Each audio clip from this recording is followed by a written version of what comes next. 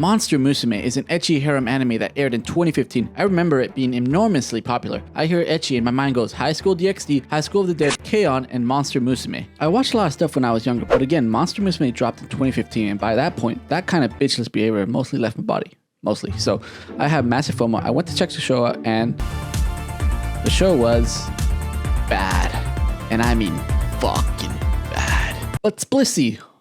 Oh, but it's so bad. But also check this out. Yep. Want one?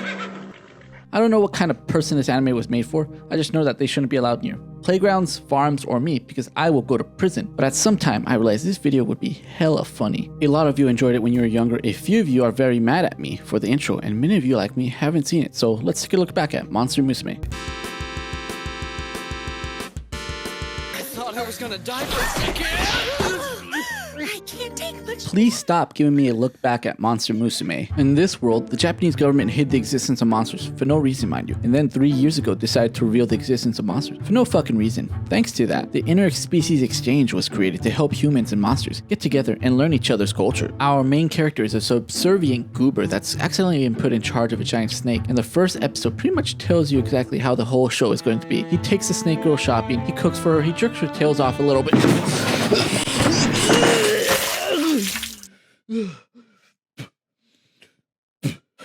Okay.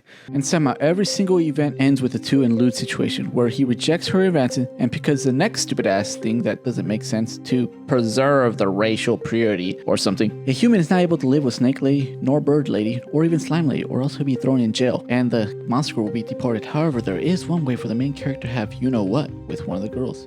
He can marry one of them.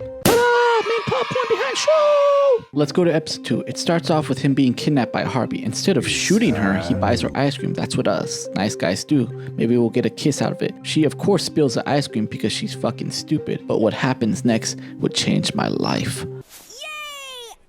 Wow, thank you. Hey yo, what the fuck? Maybe you should hold it yourself. They move in with each other right after. Women secured halfway through the episode though.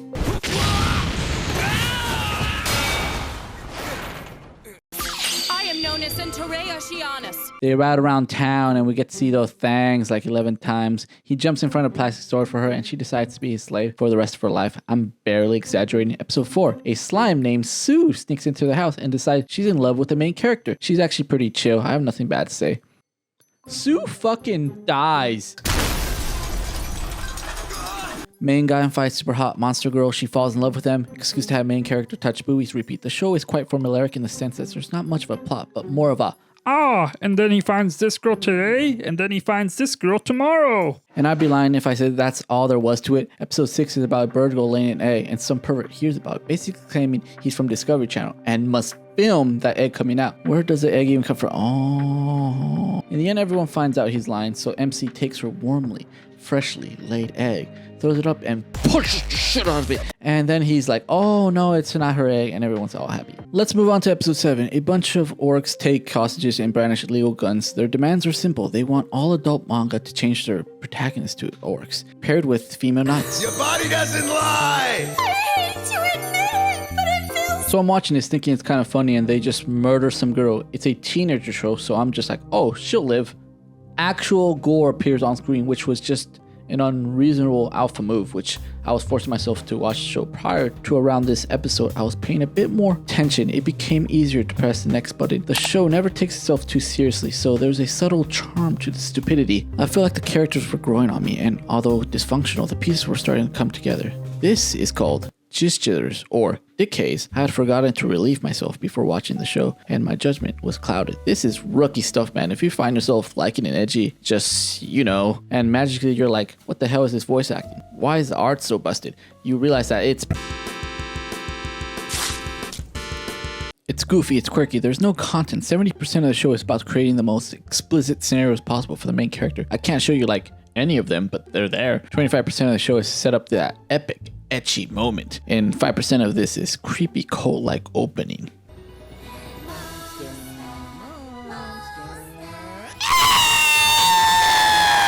If you're riding with a full tank, the monsters are like, but their human halves are like, ow! no. But if you get your post-nut clarity up 70, these episode content become useless. What? You're gonna watch Monster Musume for the comedy? That's like watching a gamer girl on Twitch. That's what you tell people you're there for, but that's not what you're actually there for. Quick distinction. With friends, it's fucking hilarious, but as I watched it alone, the show made me feel genuinely dirty. Almost as sturdy as the art. This shit was diabolical. In 2014, Parasite the Maximum, No Game No Life, Unlimited Blade Works, Ping Pong the Animation, Haikyuu, Kill la Kill, Hunter x Hunter, and Tokyo Ghoul. Monster Musume's answer a year later.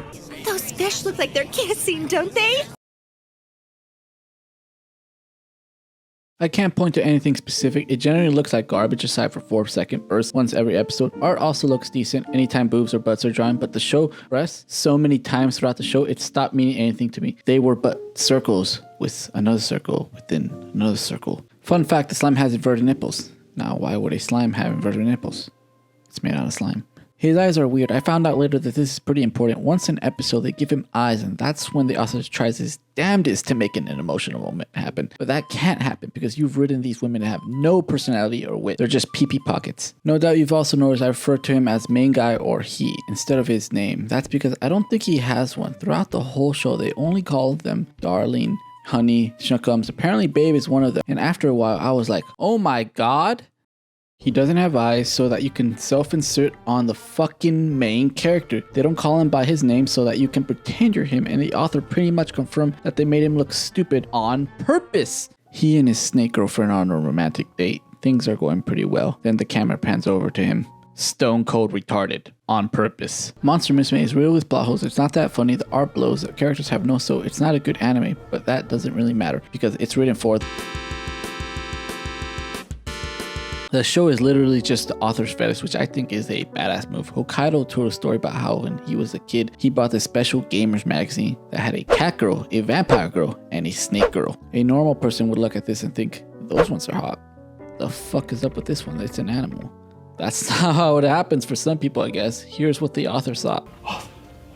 とんでもなくエロいぞって子供心に思って Ever since then, he became obsessed with monster girls and ended up writing a one-shot series about a bunch of monsters who were dating some guy. It's straight up hentai and apparently wildly popular, thus allowing interest in fleshing out the series. In 2012, with Monster Girls Report, more hentai. This time, it was drawn pretty well, and he tripled down with Monster Girl Musume, the manga that would become the anime we're seeing today. So both the reason that it sucks and the reason the show's about monster girls is that this guy wants to fuck monsters. You don't really need a good plot, just write a bunch of hot girls, throw in a guy you can swap out with yourself, and there's your perfect niche fantasy. But that doesn't completely explain why it's so popular. To get more insight, let's look no further than the...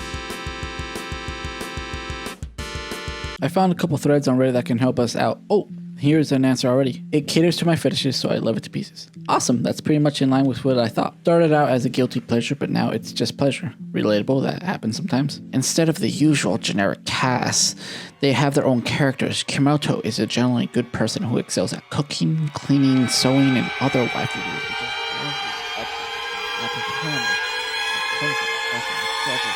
Centauria is a reserve. Mia is a hypergirl, but she's also a generic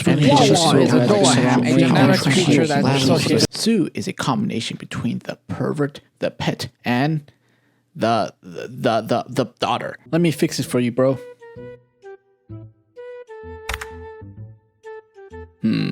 Much better. Okay. Darling lives the life I wish I could.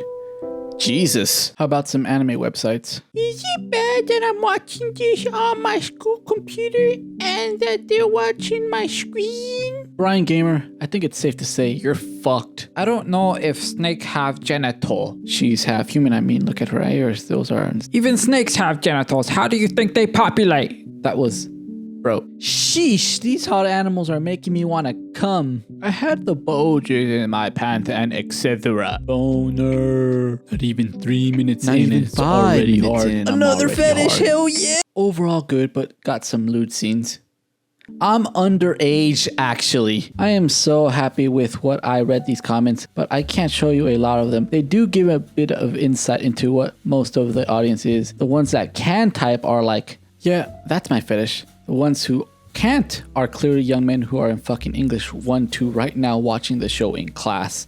A lot of us found Monster Musume and liked it in a similar manner. I have 2 friends that watched it when they were younger because it was an ecchi and that was it. Well, one of them is kind of weird, but I digress. There's no way I can know exactly what made this show popular. That would take minutes. But I do know that some people are just built that way. There's not much negotiation with your preferences. This one is a horse. And other people are kids seeing ecchi for the first time. And to them, I say, get off the internet. It doesn't get much better from here.